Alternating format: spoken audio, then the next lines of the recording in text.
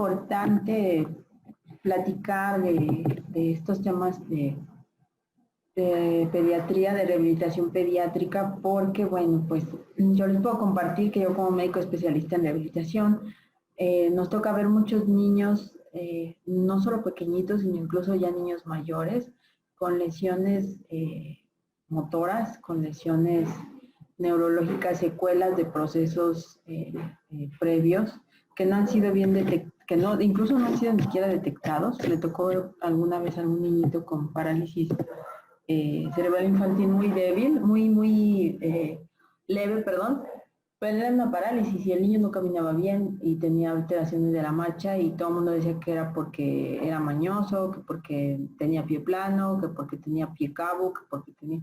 Y finalmente, pues después de hacer una valoración y de examinar los antecedentes del niño y de la mamá a la hora del parto y todo esto, pues nos dimos cuenta que era una parálisis cerebral infantil monoparesia, solo tenía afectado un miembro, un piecito, y bueno, pues ya el niño ya tenía 5 años, ya era una secuela. Entonces, es importante hacer una adecuada valoración en lo que es el neurodesarrollo en la pediatría.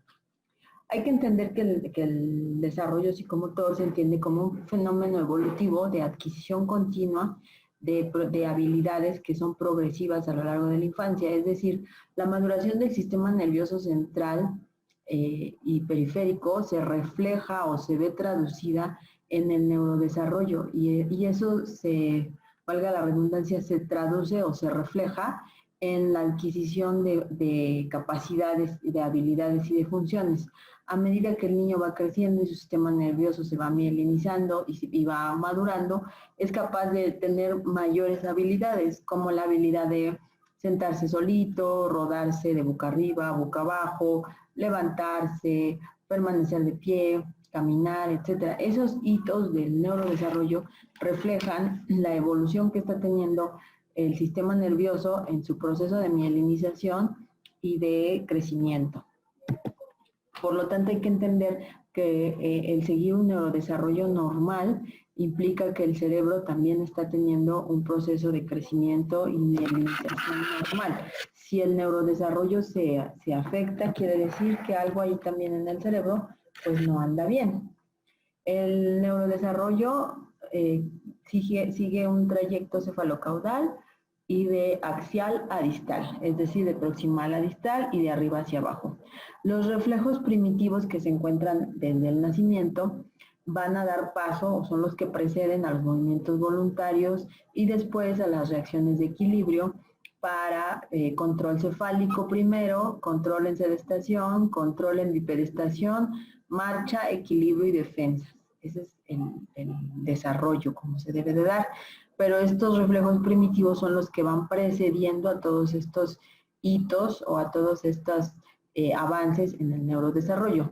El tono muscular, primero, desde que el bebecito está muy chiquito, desde que nace, pues es un tono de predominio flexor, como dice aquí en el recién nacido, y después se hace extensor para mantener el equilibrio principalmente. Y bueno, pues eso permite también que las articulaciones se vayan extendiendo. Si se fijan, los bebés están así como contraídos, ¿no? Como tienden a tener un patrón flexor. Conforme van creciendo empiezan a abrir los bracitos, las piernitas, para empezar a hacer movimientos, como les decía, de rodamientos, sedestación, bipedestación, marcha, etcétera. Aquí está un resumen, este es un resumen muy grueso, son como que los sucesos más importantes del neurodesarrollo, pero todavía obviamente aquí faltan varias cosas, pero aquí tenemos, por ejemplo, la sonrisa, que es una interacción social, pues más o menos al mes de vida o al mes o al mes y medio, pues empieza a presentar. Tiene un rango hasta los 2 meses, las 8 semanas. El sostén cefálico pues tiene que estar a los 3 meses ya totalmente presente. Le podemos dar máximo hasta los 4, pero eso ya es lo máximo. Si a los 4 meses no tiene sostén cefálico, pues ya tenemos ahí un retraso. Aquí contradecimos muchas cosas porque, por desgracia y con todo respeto para los pediatras, a veces no manejan muy bien los datos del neurodesarrollo y entonces nos dicen que, bueno, pues ya tiene 6 meses y no controla la cabeza y dicen que es flojito. Aquí no aplica, en el neurodesarrollo no aplica ese famoso término de que, pues es que es flojito. No podemos justificar algo así porque eso ya es un retraso y requiere atención. La aprehensión o acercamiento de un objeto a los 5 meses, la sedestación se tiene que lograr a los 6, máximo 7 meses. Le damos un rango, aquí sí es un poquito más amplio porque es un movimiento más complejo, le podemos dar un rango hasta los 12 meses, pero ya tiene cierto retraso. La marcha sin ayuda, aquí se salta, en esta tablita se salta la bipedestación. La bipedestación se logra entre los 11 y los 13 meses, que él logra pararse, el bebé logra pararse solito sin ayuda, entre los 11 y los 13 meses es el marco de referencia. Caminar ya sin ayuda, pues sí tiene un marco de los 13 a los 18 meses.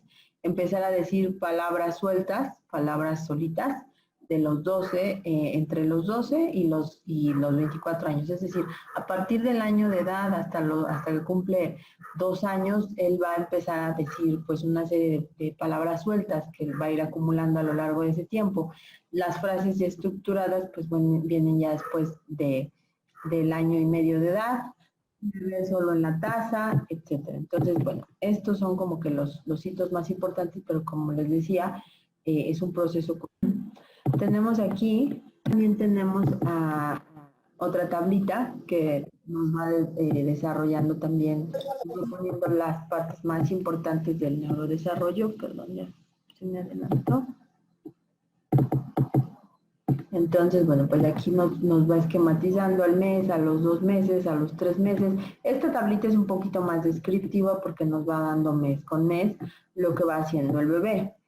Es importante que nosotros conozcamos lo que debe de hacer un bebé de manera normal cada mes, porque si no tenemos esa conciencia, pues entonces cuando el bebé se empieza a atrasar, no sabemos si eso es normal o no, y ahí es donde muchas veces se retrasa la atención de los niños, no se les hace la evaluación adecuada, no se les da estimulación, no se les da terapia, y eso pues les va generando que el retraso psicomotor sea más severo. Acá tenemos la aparición de retraso en el desarrollo psicomotor siempre va relacionado con factores de riesgo. Cuando nosotros hacemos una valoración pediátrica en rehabilitación, en mi especialidad, tenemos que hacer la historia clínica pediátrica, y la historia clínica pediátrica abarca estos 3 factores que tenemos aquí, los factores prenatales, perinatales y postnatales. Este grupo de 3 factores de riesgo son básicos para poder entender también la patología del bebé. Si a nosotros nos traen un bebé que tiene 6 meses y no controla la cabecita, no se rueda, no se sienta, y le preguntamos a la mamá y resulta que tuvo infecciones maternas durante el embarazo, que se le subió la presión en el último trimestre del embarazo, cursó con preeclampsia, que se le subió un poquito el azúcar, ¿no? Cursó con diabetes gestacional. Recuerden que la diabetes gestacional se manifiesta a partir de la semana 24, que es cuando tenemos que hacer una curva de tolerancia a todas las embarazadas. Y entonces de ahí podemos empezar a detectar que tenga elevación de la glicemia, si tuvo retraso en el crecimiento intrauterino, etcétera. Muchísimos factores prenatales pueden influir en que ese bebé tenga ya un daño. Y si tuvo un embarazo normal, sin ningún problema, no tiene factores prenatales, pero llegamos al momento del parto y resulta que en el momento del parto, pues cursó con hipoxia, como muchos bebés, desgraciadamente, por cuestiones de un parto distóxico, por forceps, por dilatación en el trabajo de parto, etcétera. Pues esta cuestión de hipoxia, que es de las más comunes al momento del nacimiento, es la que más causa daño. Si tuvo complicaciones con la placenta, si fue prematuro, si tuvo bajo peso al nacer, si tuvo trauma obstétrico, etcétera. Pues si tuvo un Apgar bajo, ¿sí? Si tuvo un Silberman alto, pues todo eso son factores perinatales que, aunque haya tenido un embarazo perfecto, si al momento del parto tuvo complicaciones, pues ahí ya tenemos un factor muy importante. Y si, bueno, pues ya pasó estos dos, pero inmediatamente después del embarazo y del parto tuvo algún traumatismo, tuvo infecciones, hay muchos bebés que cursan con infecciones posparto muy tempranas, que dejan secuelas, cursan con meningitis, con algunas infecciones severas, si tiene alteraciones, si cursó los bebitos prematuros o con bajo peso al nacer, presentan muchas veces hemorragias periventricular, apneas, etcétera, bueno, pues eso también va a influir. Si el bebito tuvo hipoxia y después lo pasaron a terapia intensiva y ahí en terapia cayó en paro, lo entubaron, requirió apoyo ventilatorio, etcétera, pues todos estos factores postnatales van a afectar para que obviamente pues tenga retraso en el desarrollo psicomotor. Hay bebés que solamente tienen uno o dos factores, hay bebés que tienen los tres y por supuesto pues el retraso y el daño es mucho más severo. Entonces aquí hablamos de un concepto que se llama riesgo de daño neurológico y el riesgo de daño neurológico pues es esto, la asociación de todos estos factores de riesgo que van a predisponer a que el bebé tenga daño neurológico y retraso en el desarrollo psicomotor. Y bueno, pues esto afecta más o menos al 10% de los recién nacidos y pues tiene que ver, como ya habíamos dicho con muchísimos factores, ¿sí? La hiperbilirrubinemia, la edad materna, la hipoxia al nacer, el agar bajo, etcétera. Son 1000 factores que tanto prenatales, perinatales como postnatales que pueden afectar al bebé. A nosotros, yo tuve la oportunidad y la gran bendición de trabajar en Teletón hace ya mucho tiempo, cuando solo existía un Teletón, el Teletón de Tlalnepantla, y bueno, pues ahí precisamente estaba yo asignada al área de niños con parálisis cerebral infantil moderada, y bueno, pues les puedo platicar de 1000 casos. Yo tenía a mi cargo 1050 y tantos niños, y muchos de ellos tenían esa parálisis cerebral por secuelas de cosas a veces tan absurdas como que se le cayó a la mamá y se pegó en la cabecita y de ahí se le hizo derrame y bueno, pues quedó mal, hasta cosas severas, ¿no? Partos distóxicos, etcétera. Entonces, cualquier cosa que agreda a un bebé en formación desde el momento de la concepción hasta los 5 años de edad va a influir de manera negativa en un cerebro en formación, en un cerebro no maduro, en un cerebro que se está mielinizando y eso va a tener secuelas que puede ser desde eh, signos de alarma leves hasta retraso psicomotor o ya parálisis cerebral infantil como tal, que ya es como que pues la lesión más severa. Aquí tenemos un poquito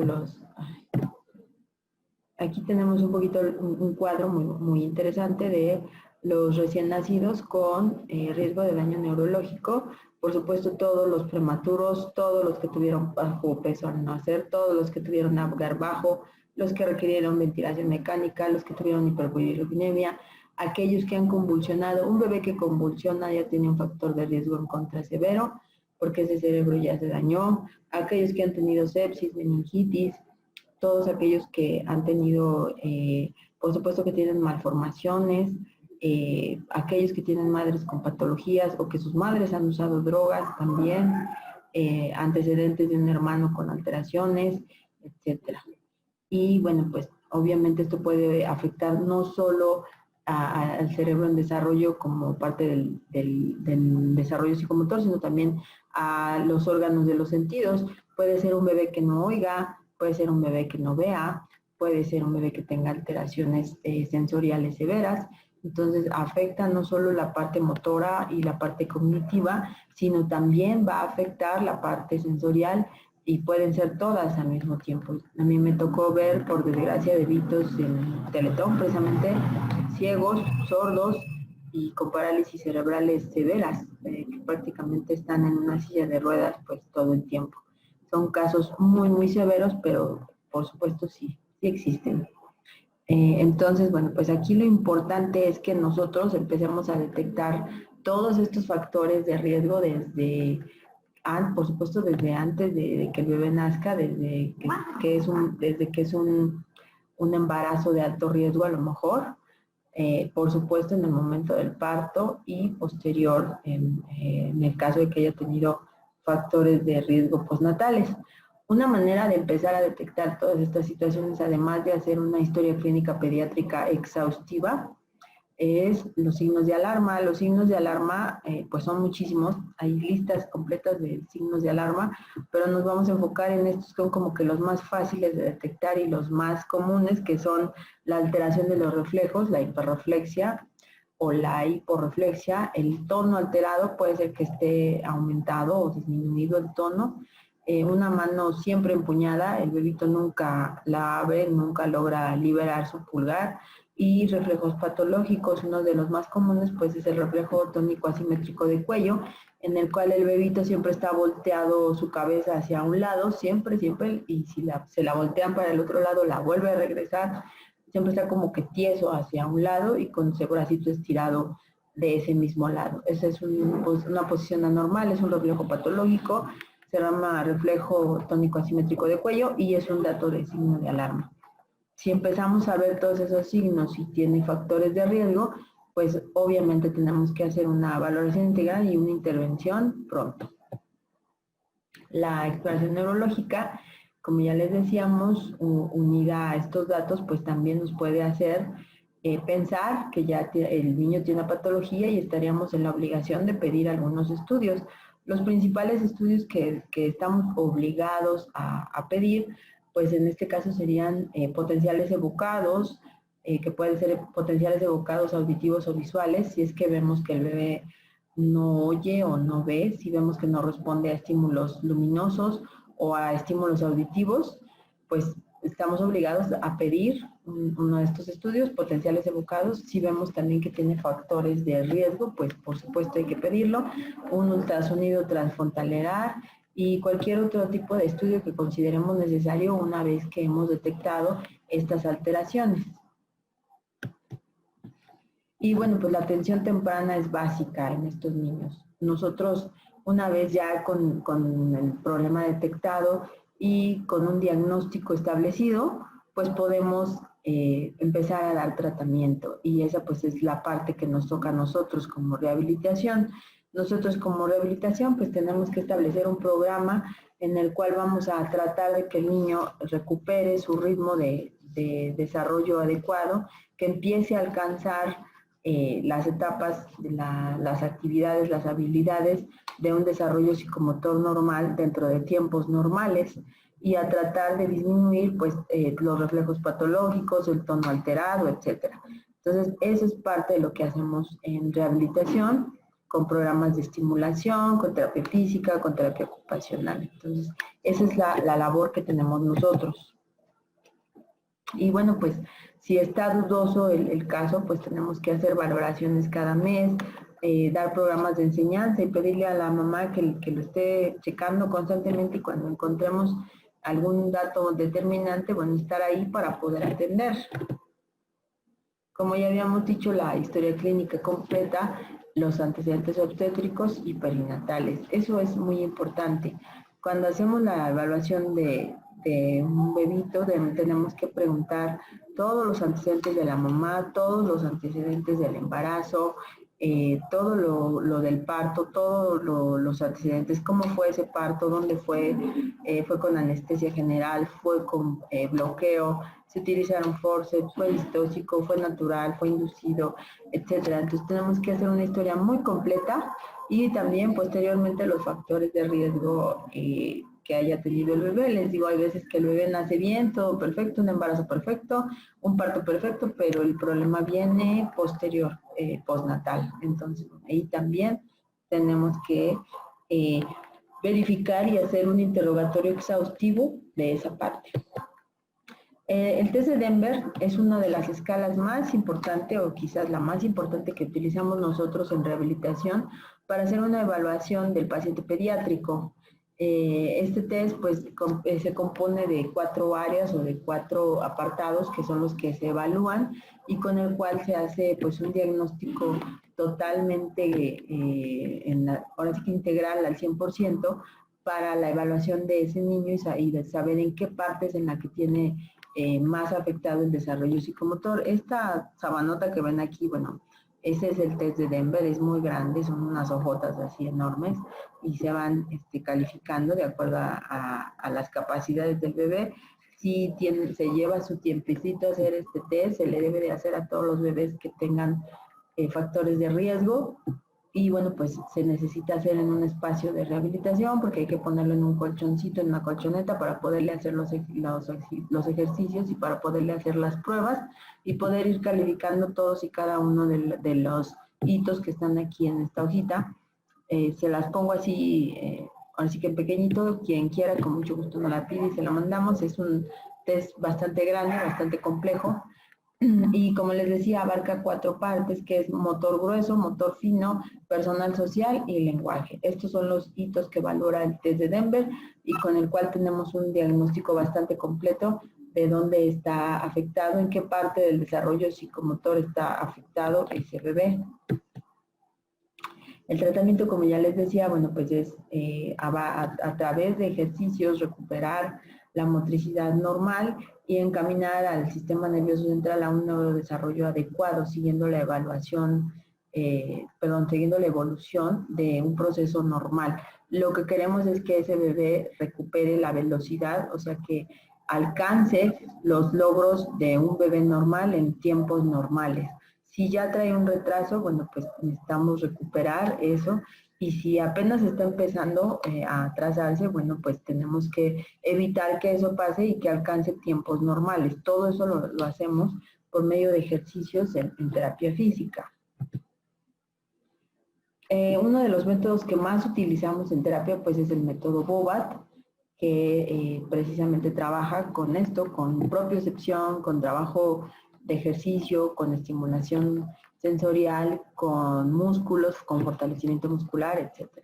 Entonces, bueno, aquí Bobat se basa en controlar el tono muscular, en inhibir reflejos patológicos, controlar la plasticidad. Recuerden que plasticidad cerebral pues es lo mismo que aprendizaje. Nuestro cerebro es plástico porque siempre tiene la capacidad de aprender y la plasticidad cerebral se refiere a que nuestro cerebro va adquiriendo habilidades nuevas, tanto cognitivas como motoras. Entonces, bueno, este tipo de tratamientos se basan precisamente en adquirir nuevas habilidades a base de aprendizaje, estimulando propiamente lo que es plasticidad cerebral. Esto va a requerir que hagamos nuevas conexiones cerebrales, nuevas sinapsis, nuevas formaciones de, nuevos crecimientos de dendritas, de axones que van a formar nuevas conexiones cerebrales y que va a favorecer que las zonas que no están aún conectadas se conecten y que la mielinización se expanda. Recordemos que el cerebro se termina de formar, se termina de madurar al 100%, hablando ya de funciones motoras complejas como motoras y cognitivas, perdón, como son juicios de valor, juicios a nivel de decisiones personales. Más o menos eso termina de mielinizarse y de formarse a los 25 años, entre 25 y 26 años en los hombres y a los 21 años en las mujeres.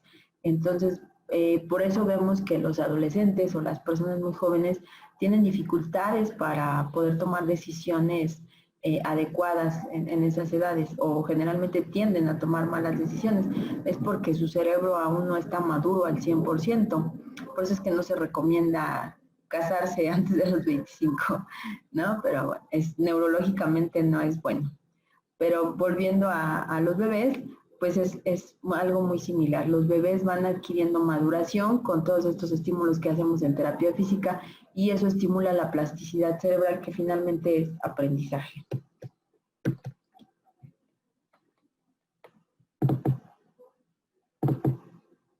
Y bueno, pues vamos a hablar ahora ya de patologías como tal, que son la primera, pues la más común por desgracia, la parálisis cerebral infantil. Como les decía, pues la parálisis cerebral infantil es una alteración que va a abarcar pues todos estos aspectos que vemos aquí. Va a tener un tono alterado que puede ser incrementado o disminuido. Cuando hablamos de que está incrementado, pues tiene espasticidad, si está disminuido, pues tiene hipotonía.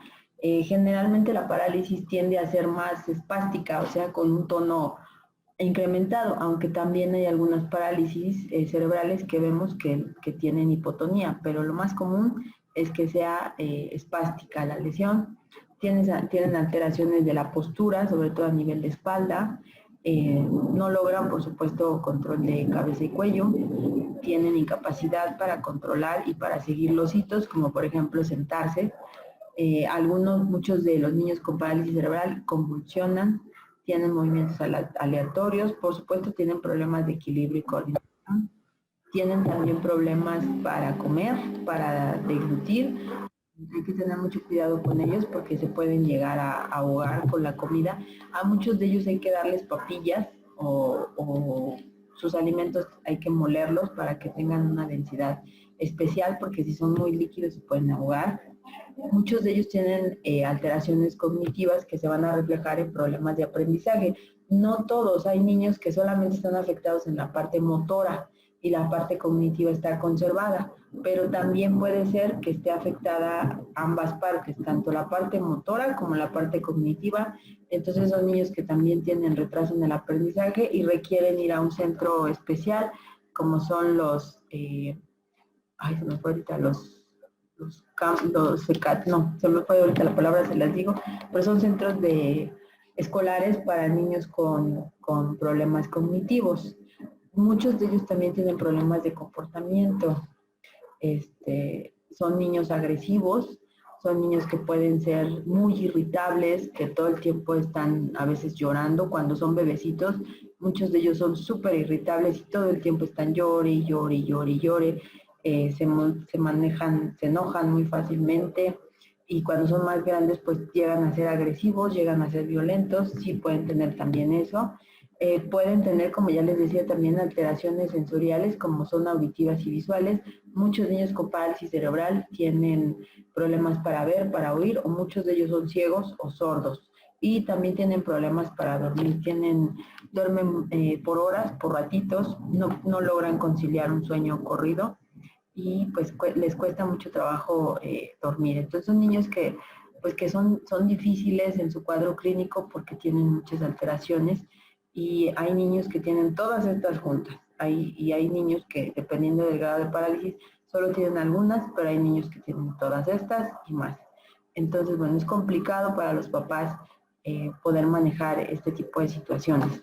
Como tal, la definición de parálisis cerebral infantil, bueno, nos habla de que es un conjunto de alteraciones motoras que no son progresivas y que afectan el tono, la postura y el movimiento. Esa es como tal la definición. Esto, por supuesto, va a causar anomalías en el desarrollo, en todo lo que es el desarrollo psicomotor. Puede tener limitaciones desde muy leves hasta muy graves, y bueno, pues esta parálisis pues no quiere decir que sea progresiva, o sea, no se va a poner peor, pero si el daño ya está establecido, pues es un daño que no es reversible.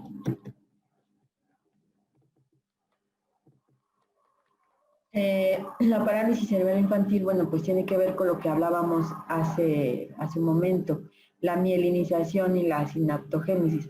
Para poder establecer el diagnóstico de parálisis cerebral infantil tenemos que tener ya 2 años, ese bebé tiene que tener 2 años sin mejoría en el aspecto de desarrollo psicomotor, sin mejoría en el tono muscular, con alteraciones de tono muscular, de postura, con alteraciones sensoriales, etcétera, con cualquiera de las alteraciones que ya comentamos, y sin una mejoría, sin una recuperación. Si ya cumplió 2 años con ese cuadro clínico, ya se establece en ese momento como tal el diagnóstico de parálisis cerebral infantil. Antes de los 2 años no podemos dar un diagnóstico de parálisis cerebral infantil.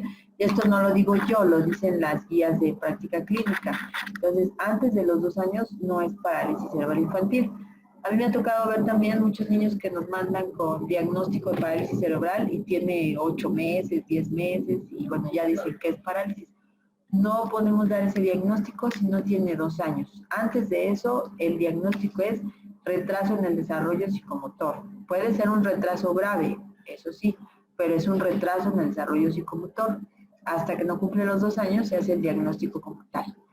Y bueno, pues ese diagnóstico pues tiene que integrarse, como ya decíamos, con la historia clínica completa, con los signos de alarma, con los datos de retraso en el desarrollo psicomotor, más las alteraciones que se sumen. Con todo eso es como se establece el diagnóstico de parálisis cerebral infantil. Si no tenemos todo eso, pues no podemos dar ese diagnóstico. Es un diagnóstico 100% clínico y tiene que tener alteraciones, como ya habíamos dicho, sobre todo en estas tres rubros, que son los que afectan principalmente la parálisis cerebral infantil: desarrollo psicomotor, tono muscular y posturas anormales, para que podamos establecer el diagnóstico. Una vez que tenemos el diagnóstico de parálisis cerebral infantil, pues hay que clasificarla. Puede ser espástica, que quiere decir que está dañada la vía piramidal, es decir, la vía motora. Atetóxica, que en ese caso el daño está en la vía extrapiramidal. Atáxica, que nos refleja un daño en el cerebelo y sistema igual, extrapiramidal. Atónica o hipotónica, que en este caso es una lesión en el sistema nervioso periférico, es un síndrome de neurona motora inferior. Y mixta, que bueno, pues puede ser algunas de estas combinadas. Por topografía, la parálisis cerebral infantil también se va a clasificar dependiendo de los segmentos corporales que estén afectados. Si solamente es un miembro, como el que les platicaba del niñito que me trajeron, pues es una monoplegia o monoparesia. Recuerden que cuando decimos plegia, pues es una parálisis total, no mueve nada. Y cuando es paresia, hay un movimiento parcial. Puede ser una paraplegia o paraparesia que afecta a los miembros inferiores, hemiplegia o hemiparesia que solo afecta un hemicuerpo, ya sea derecho o izquierdo, cuadriplegia o cuadriparesia que afecta a los 4 miembros, triplegia o tetraplegia que abarca 3, puede ser 2 derechos y 1 izquierdo o viceversa, y la diplegia o diparesia que también abarca 2, igual puede ser 2, una pierna y un brazo, etc. Aquí tenemos un poquito un cuadrito para que quede un poquito más claro. Ya habíamos dicho plegia, pues es total pérdida de movimiento, no mueve nada, está paralizado. Y paresia tiene una movilidad parcial, ¿no? Aquí está, miren, una monoparesia, que solo es un miembro, una diplegia, que ya habíamos dicho, solo los miembros inferiores, una hemiplegia, solo un lado, derecho, izquierdo, o tetraplegia, o cuadriplegia, pues los 4 miembros están afectados. Las alteraciones de la función motora, en este caso la parálisis cerebral infantil, pues va a requerir, como ya habíamos dicho, como afecta postura, coordinación, equilibrio, tono muscular, pues va a requerir que se trabaje no solo la parte de la terapia física, con los ejercicios y con la inhibición de posturas anormales, de reflejos patológicos y modificación del tono muscular, sino también va a requerir el apoyo de terapia ocupacional, en el cual, bueno, hay que enseñarle a este pequeñito, en la medida de lo posible, a que aprenda a vestirse solito, a asearse solito, a cambiarse, a ir al baño, a comer, y a que pueda asistir a una escuela normal, de manera integral. Ese es el objetivo que tiene terapia ocupacional con este tipo de bebés. Muchas veces no se puede y es cuando les digo que tienen que ir al CAM, ya me acordé, al Centro de Educación Especial, donde, bueno, pues estos bebés reciben una instrucción educativa, es una escuela especial para niños que tienen afectación cognitiva y alteraciones motoras. Ahí van niños que tienen parálisis cerebral infantil de leve a moderada y que pueden acudir a esas escuelas. Generalmente los niños que son severos, pues no pueden ya, perdón, esos pequeñitos, los que son de parálisis cerebral infantil severa, ellos son pacientes de custodia y pues no pueden ir a la escuela.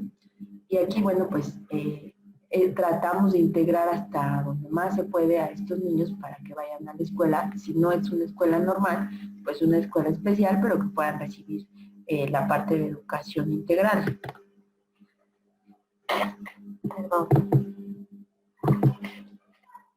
La parte de la espasticidad, que como les decía es de las más comunes que tenemos en los chicos con parálisis cerebral, es mucho más frecuente ver una parálisis cerebral infantil espástica. Es raro, de hecho es rara la parálisis cerebral infantil hipotónica, sí se da, pero es rara. ¿Cómo la tratamos? Bueno, pues podemos, por supuesto, con terapia física, con ejercicios. Cuando son muy severas, requerimos aplicar toxina botulínica, que es también un muy buen tratamiento. El problema de la toxina, pues, es que nos va a durar el efecto máximo 6 meses, 7 meses, y hay que volverlo a inyectar, y pues es caro el tratamiento, pero también es muy bueno para la espasticidad. La cirugía ortopédica también, muchas veces, pues es una espasticidad tan severa, y sí nos ha tocado verlo, así como lo vemos en esta imagen. Ya la niña incluso está arqueada, si se fijan aquí su cuerpecito. En esos casos, pues a veces se hacen cirugías ortopédicas únicamente, pues, de apoyo, de rescate se le llama, para poderle, por ejemplo, asear. Hay niños que tienen un patrón abductor muy severo aquí en miembros pélvicos, y entonces sus piernitas están cruzadas y no se les puede a veces ni asear bien, ni cambiar bien el pañal. Entonces ahí es cuando entra ortopedia para operar, hacer una transposición, mover los abductores, liberar un poquito, y que se pueda hacer una abducción para poder asear correctamente a estos pequeñitos. La terapia ocupacional pues también nos va a ayudar si la espasticidad no está severa, y podemos hacer que el niño camine con férulas, con bastones, etcétera. Bueno, pues trabajamos esa parte. Perdón, también damos benzodiazepinas, que pueden ayudar a controlar un poquito la espasticidad, y como les decía, la aplicación selectiva de toxina botulínica. Y bueno, pasamos a otra de las lesiones más comunes del plexo braquial, de pediátricas. Una de ellas es la del plexo braquial. Gracias a Dios ya no son tan frecuentes. La verdad es que yo, cuando era residente, pues sí me tocó ver varios niñitos con lesiones del plexo braquial, o sobre todo, obviamente, por partos distóxicos, o por forceps, o porque los jalaron ahí todos mal. Gracias a Dios ya no nos toca verlo tan frecuentemente, ya no es algo que se vea seguido, bendito Dios, pero sigue siendo una de las lesiones más comunes en recién nacidos. Las lesiones de plexo braquial obstétrico, que engloban, como vamos a ver más adelante, varios tipos de lesiones, pues todavía siguen siendo comunes a nivel mundial. Se calcula que de 1 a 3 de cada 1000 nacidos vivos tienen este tipo de lesiones. En México, pues es como al punto 37 al punto 88% de cada 1000. O sea, como ven, pues ya no es tan frecuente. El plexo braquial, bueno, pues recordamos un poquito que está formado por las raíces las raíces nerviosas que vienen de los segmentos medulares, desde C5 hasta T1, son los que forman el plexo braquial. Y bueno, pues son los que se encarga, ese plexo braquial es el que se encarga de darle la inervación al miembro torácico. De las más comunes, pues tenemos el síndrome de Erdős-Chain, o parálisis braquial superior, que es una lesión a niveles de 5, de 6, y algunas veces agarra un poquito algunas ramitas de C7. Y esto, bueno, va a caracterizar una lesión en abducción o rotación. En abducción, perdón, y rotación interna del brazo, con el codo pronado. Se le llama también la lesión del mesero, porque se pone la manita así como cuando quieren recibir la propina a los meseros, pero por atrás, ¿no? Ahorita vamos a ver una imagen. Y bueno, pues es una de las más comunes de las lesiones del plexo braquial. Otra también es, la parálisis de Kumplek, que es una lesión del plexo braquial inferior. Ahí la ubicación es sobre todo C8 y T1, las que están dañadas.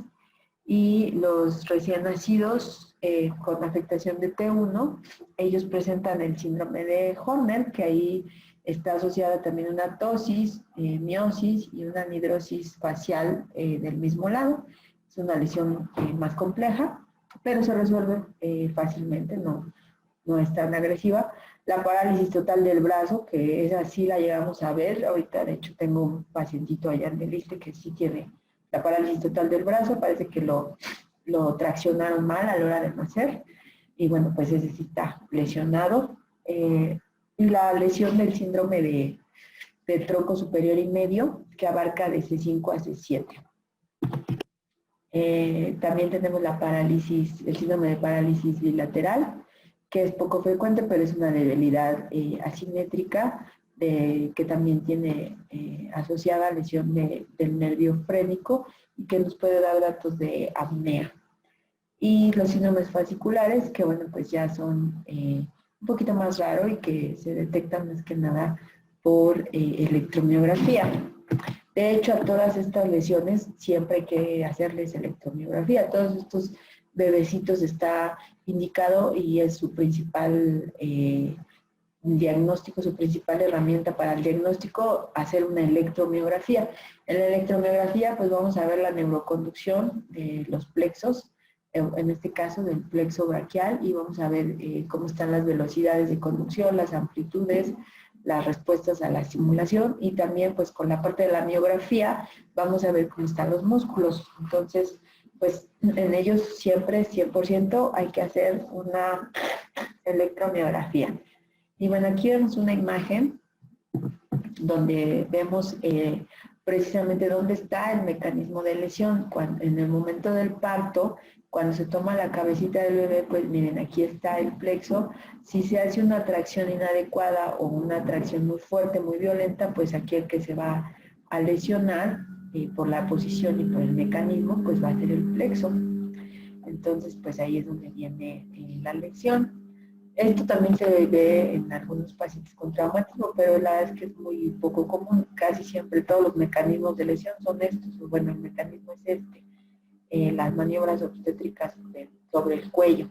Aquí está, miren, la que yo les decía, la parálisis de Duchenne o del tronco primario superior.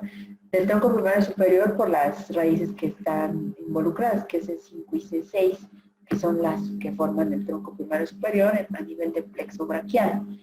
Entonces, bueno, pues aquí como les decía, ¿no? Mano de garitero o mano de mesero, que vean cómo tiene la manita en el hombro en abducción, la manita está rotada, está como que hacia atrás, como si quisiera que le dieran aquí algo por atrás, ¿no? Acá miren la misma. O propina de portero, como también se le llama. Y acá otra de las lesiones, que es la de Kumplek, que también es la parálisis de Kumplek, que ya les decía. En este caso, bueno, está asociada a lesiones de húmero y de clavícula, sobre todo también cuando hay fracturas obstétricas de húmero, ¿no? de clavícula igual. Ahí hablamos de las maniobras obstétricas que se hacen al momento del parto, cuando se tracciona por el hombro o se manipula por el hombro, o se aplican también forceps y luego se jala por el hombro. Bueno, es común este tipo de lesiones. Aquí miren, aquí es donde se disloca el mismo mecanismo que acá, pero aquí el golpe va sobre el hombro, entonces se disloca y pues ahí es donde viene la lesión. Y aquí está cómo se ve la manita del niño. Son lesiones básicamente obstétricas. ¿Qué factores de riesgo tenemos para que se puedan dar estas lesiones? Pues obviamente la macrosomía, si desde que se hacen los ultrasonidos en el control prenatal, pues el obstetra detecta que es un niño macrosómico o que es un niño grande y la mamá es pequeñita, delgadita, pues desde ahí ellos ya tienen que ir pensando en que eso va a ser cesárea, porque pues por ahí abajo nunca va a pasar, y si pasa, pues va a causar daño. Entonces, desde aquí, desde el control prenatal, hay que ir viendo que probablemente ese niño no pueda nacer por parto. Por supuesto, pues las mediciones no mienten, ¿no? La pelvis de una mujer delgadita, chaparrita, no muy alta, etcétera, pues esa pelvis no es de plástico, no es de chicle, no se va a convertir en un canal inmenso.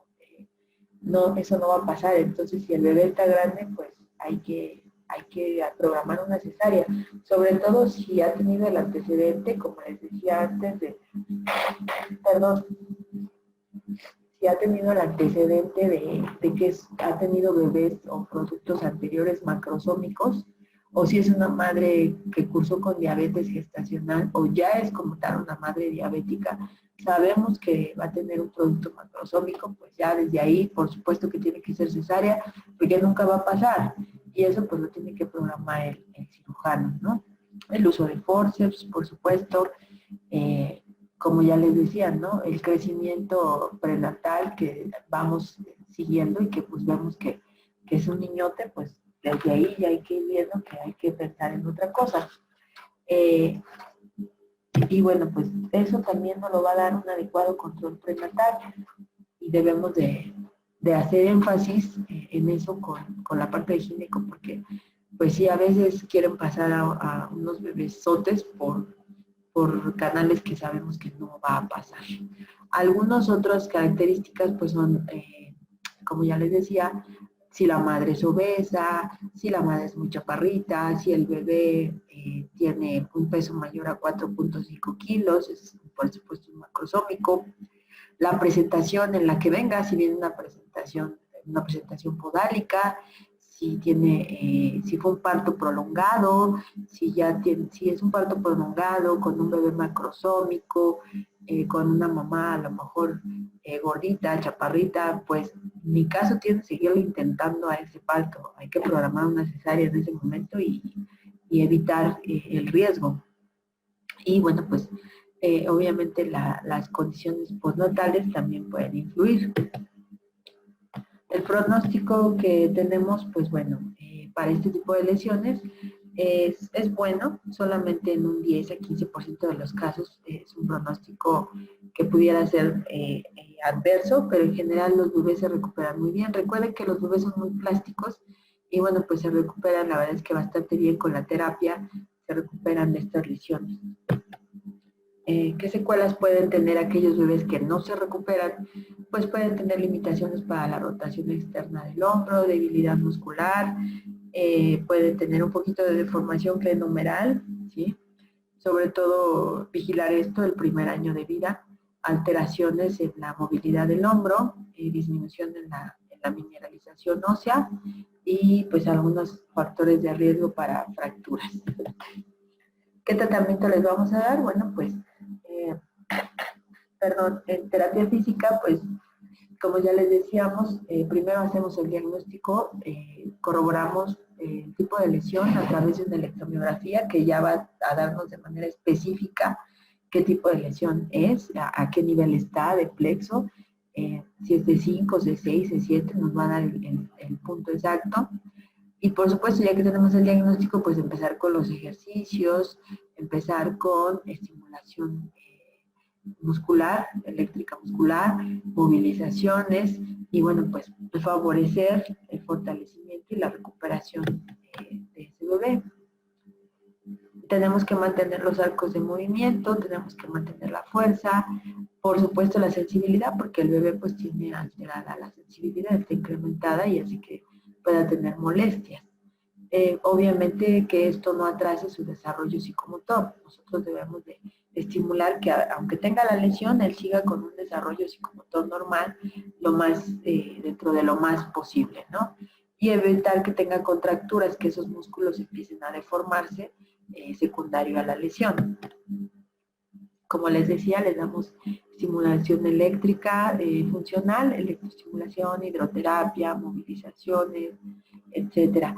En estos bebés pues es ideal trabajarlos en el agua porque es mucho más fácil y les molesta menos. Desgraciadamente no en todos los centros de rehabilitación contamos con servicios de hidroterapia. Nosotros sí tenemos acá donde yo trabajo en el ISSSTE, sí tenemos un tanque muy bonito y tenemos tinas, ahí sí podemos trabajar a los bebés. En Teletón, todos los teletones tienen también su tanque terapéutico. Esta es una imagen de ahí, de Teletón, y bueno, son muy bonitos los de Teletón porque ahí sí tienen muchos juguetes y muchas cosas. Y bueno, pues la verdad es que les ayuda muchísimo la hidro. También se les tienen que hacer sus férulas, sus órtesis. Antes se hacían unas férulas así como muy toscas, muy pesadas con yeso.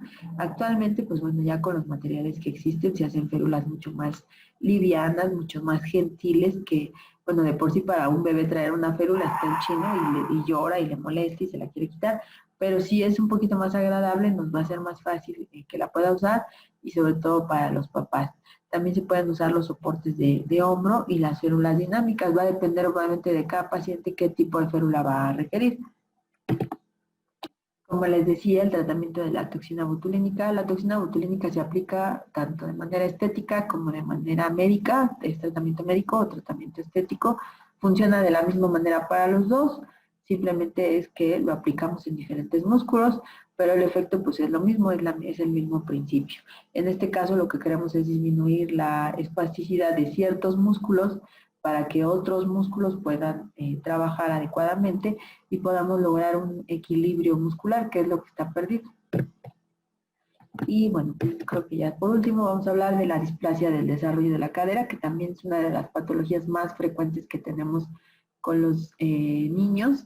Y bueno, pues esto se debe a un desarrollo anormal del acetábulo y esto va a condicionar que haya una desviación de la forma normal, que es en la anteroversión, pues se va desviando, se va desplazando, y esto va a causar también que haya un acortamiento de los músculos de la cadera, del ligamento redondo, y bueno, pues esto va a terminar siendo una rotación, una luxación, perdón, de la cadera.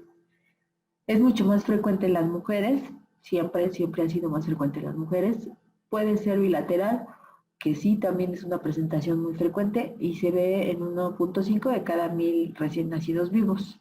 Como ya les decía, pues esta es una alteración que se da in útero, es una alteración que se maneja en el embarazo y tiene que ver con muchísimos factores, entre ellos la hiperlaxitud articular, la posición intrauterina, la desviación de las caderas, el tamaño del bebé, el tamaño del útero, etcétera. Son muchos factores que influyen para que pase este fenómeno.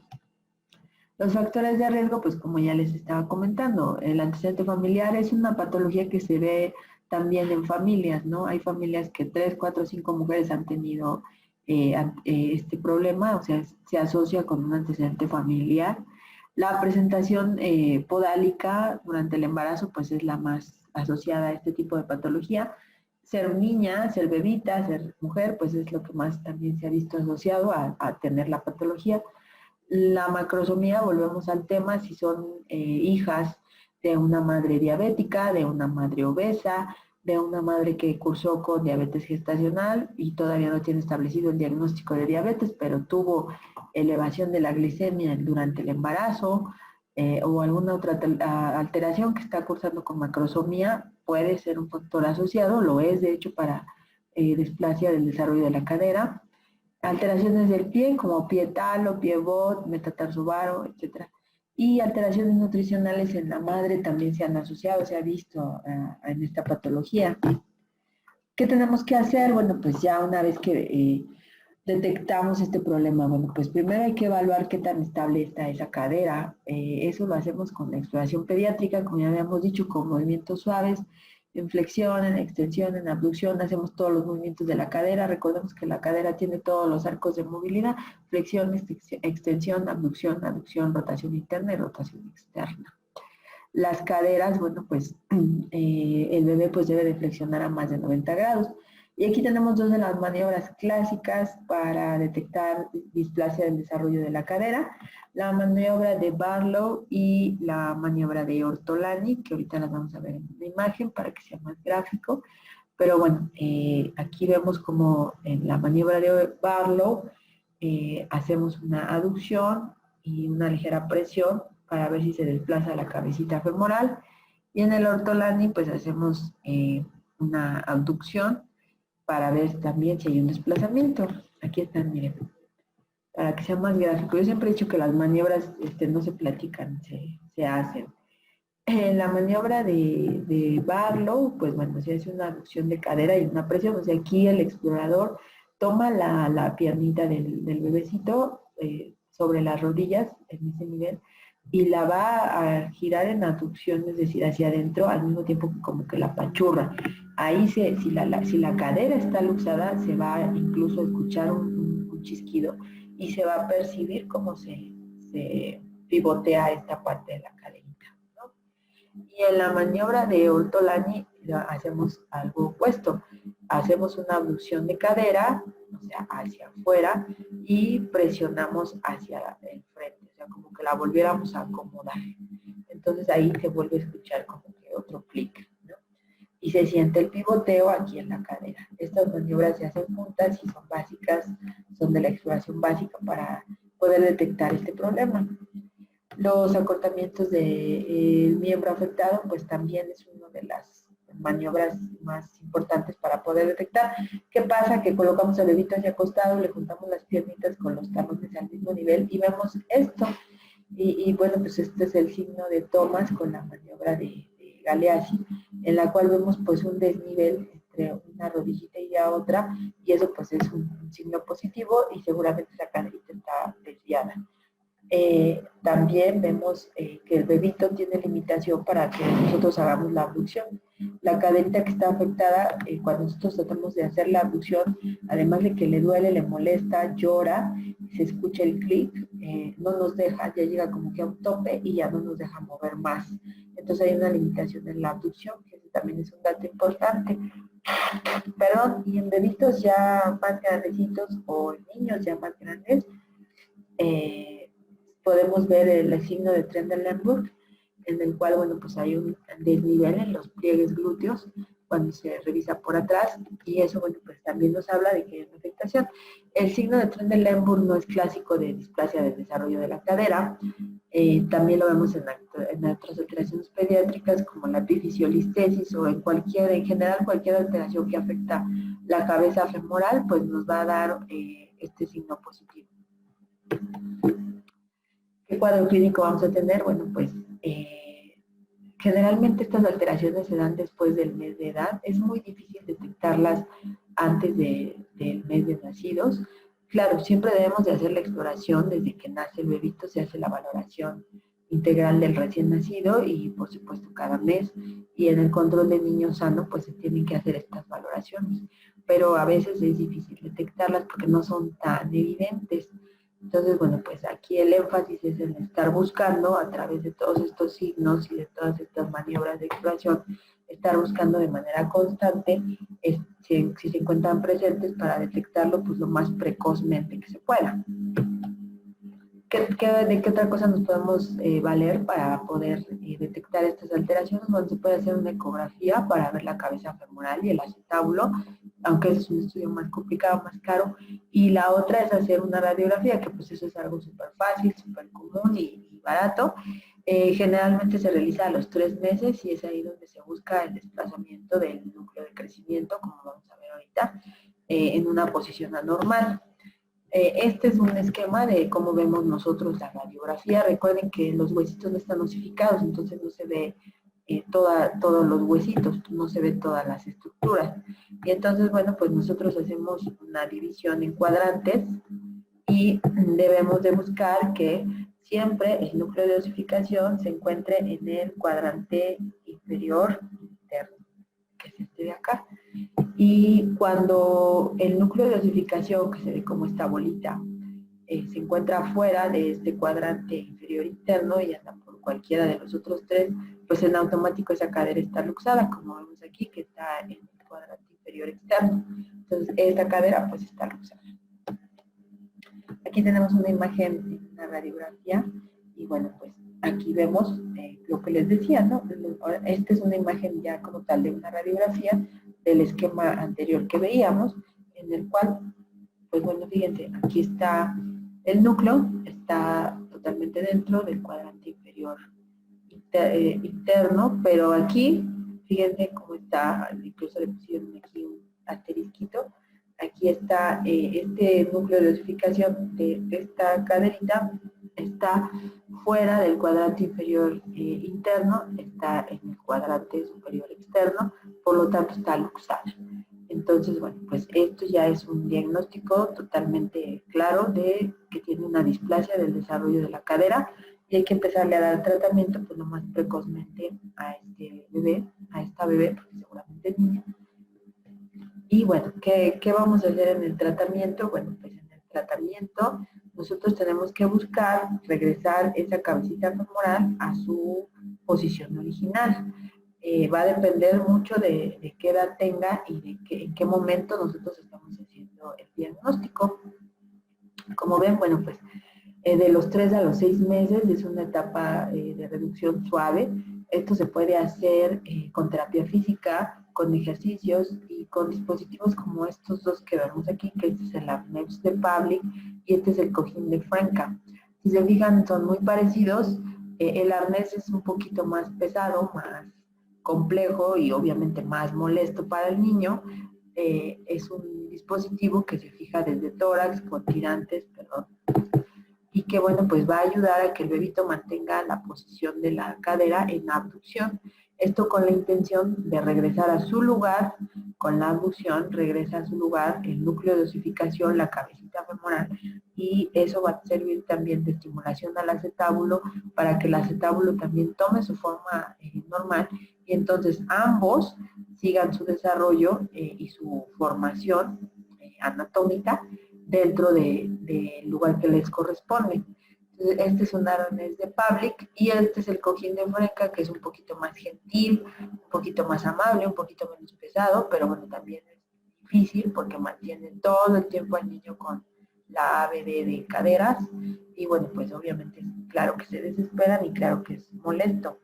Lo tiene que usar todo el tiempo, día y noche, no se, solo se quita para bañarlo y para ir al baño, para asearlo, pero obviamente pues lo tiene que traer constante.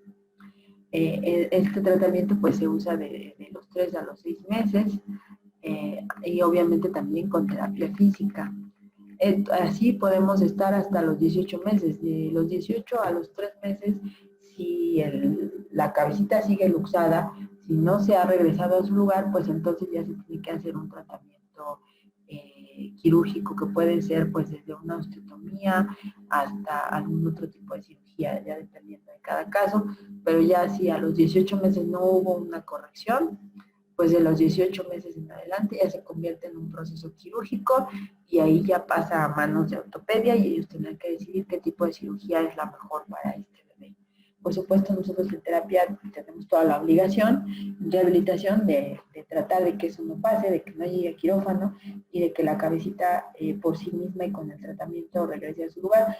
Gracias a Dios, en la gran mayoría de los casos, más del 90 y tantos %, pues lo logramos. Son muy poquitos los niños que tenemos que mandar a cirugía y eso pues es algo muy bueno. Y creo que es la última. Y bueno, pues les agradezco mucho su atención.